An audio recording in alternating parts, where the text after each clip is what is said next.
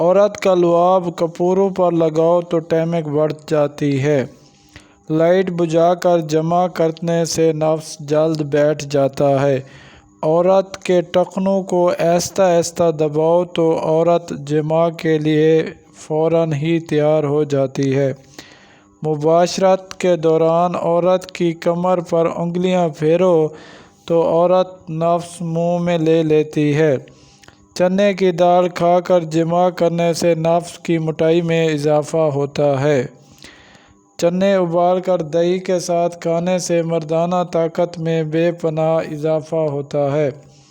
عورت اس مرد کی طرف میل ہوتی ہے جس کا ناک لمبا ہوتا ہے۔ جس مرد کا ناک جتنا لمبا ہوتا ہے اس سے 2 گنا نفس لمبا ہوتا ہے۔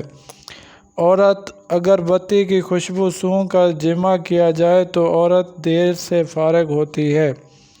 جو مرد دہی زیادہ کھاتا ہے اس کو شہوت بھی کم ہی آتی ہے۔ جس مرد کا ناک چھوٹا ہوتا ہے اس کی طرف عورت کبھی مائل نہیں ہوتی۔ تخم ملنگا کھا کر جماع کرنے سے منی گوند جیسی گاڑی نکلتی ہے۔ عورت کی شرمگاہ کو چوما جائے تو عورت کا لطف دوبالا ہو جاتا ہے۔ عورت ایسے مرد کو کبھی دھوکہ نہیں دیتی جو اس کی شرمگاہ کو چومتا ہے۔ جس عورت کے بال لمبے ہوتے ہیں اس کی چھاتیاں مکھن جیسی نرم ہوتی ہیں۔ جس عورت کی چھاتی بڑی ہوتی ہے اس کے ہاتھ کا انگوٹھا زور سے دبایا جائے تو وہ مباشرت کے لیے تیار ہو جاتی ہے۔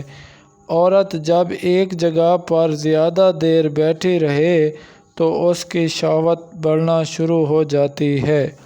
جو عورت اپنی چھاتیوں پر خارش کر رہی ہو تو سمجھ جائیں اس میں شہوت زیادہ ہے۔ جو عورت اپنے بالوں سے کھیل رہی ہو تو اس کا دل موم کی طرح نرم ہوتا ہے۔ جو عورت ہر وقت تھوک پھینکتی ہے وہ پیچھے سے نفس لینا پسند کرتی ہے۔